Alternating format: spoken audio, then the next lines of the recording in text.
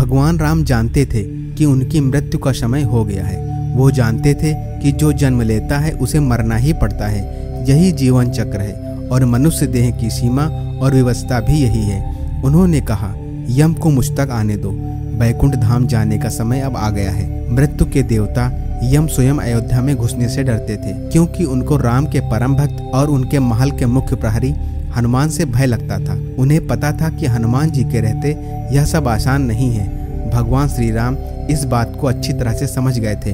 उनकी मृत्यु को अंजनी पुत्र कभी स्वीकार नहीं कर पाएंगे, और वो रौद्र रूप में अगर आ गए तो समस्त धरती कांप उठेगी। उन्होंने सृष्टि के रचयिता भगवान ब्रह्मा से इस विषय में बात की और अपनी मृत्यु के सत्य से अवगत कराने के लिए श्री राम जी ने अपनी अंगूठी को महल के फर्श के एक छेद में से गिरा दिया और हनुमान से इसे खोजकर लाने के लिए कहा। हनुमान ने स्वयं का स्वरूप छोटा करते हुए बिल्कुल भंवरे जैसा आकार बना लिया और अंगूठी को तलाशने के लिए उसे छोटे से छेद में प्रवेश कर गए। वह छेद केवल छेद नहीं था, बल्कि एक सुरंग का रास्ता था जो पाताल लोक के नाग लोक तक जाता था। हनुमान नागों के राजा वासुकी से मिले और अपने आने का कारण बताया। वासुकी हनुमान को नाग लोक के मध्य में ले गए, जहाँ पर ढेर सारी अंगूठियों का ढेर लगा था। वहाँ पर अंगूठियों का जैसा पहाड़ लगा हुआ था। यहाँ देखिए, आपको श्री राम की अंगूठी अवश्य ही मिल जाएगी, वासुकी ने कहा। हनुमान जी सोच में पड़ गए कि वो कैसे उसे ढूंढ पाएंगे। यह भूसे में सुई ढूंढने जैसा था, लेकिन उन्हें राम जी की आज्ञा का पालन करना ही था। तो राम जी का नाम लेकर उन्होंने अंगूठी को ढूंढना शुरू किया। सौभाग्य कहें या राम जी का आशीर्वाद, या कहें हनुमान जी की भक्ति, उन्होंने जो पहली अंगूठी उठाई वो श्री राम जी की अंगूठी थी। उनकी खुशी का ठिकाना न रहा। वो अंगूठी लेकर जाने को हुए, तब उन्हें सामने दिख रही एक और अंगूठी जानी पहचानी सी लगी। पास जाकर देखा तो वे आश्चर्य से भर गए।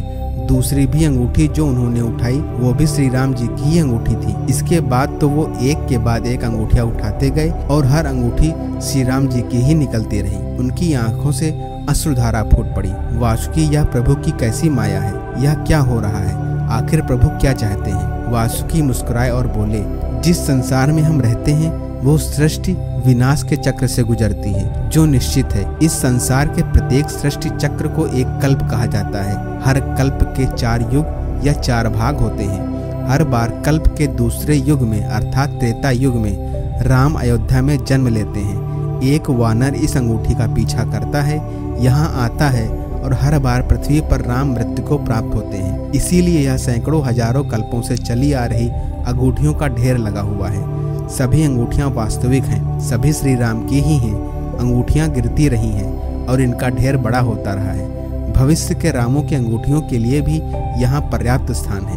हनुमान एकदम शांत हो गए और तुरंत समझ गए कि उनका नागलोक में प्रवेश और अंगूठियों के पर्वत से साक्षात्कार कोई आकस्मिक घटना नहीं थी, बल्कि यह प्रभु श्री राम को उनको समझाने का मार्ग था कि मृत्यु को आने से रोका नहीं जा सकता है। राम मृत्यु को प्राप्त होंगे ही, पर राम वापस भी आएंगे। यह सब फिर दोहराया जाएगा। यही सृष्टि का नियम है। हम सभी बंधे हुए हैं। इस नियम से संसार समाप्त होगा, लेकिन हमेशा की तरह संसार पुनः बनता है और राम भी पुनः जन्म लेंगे। उन्हें आना ही होगा। जय श्री राम।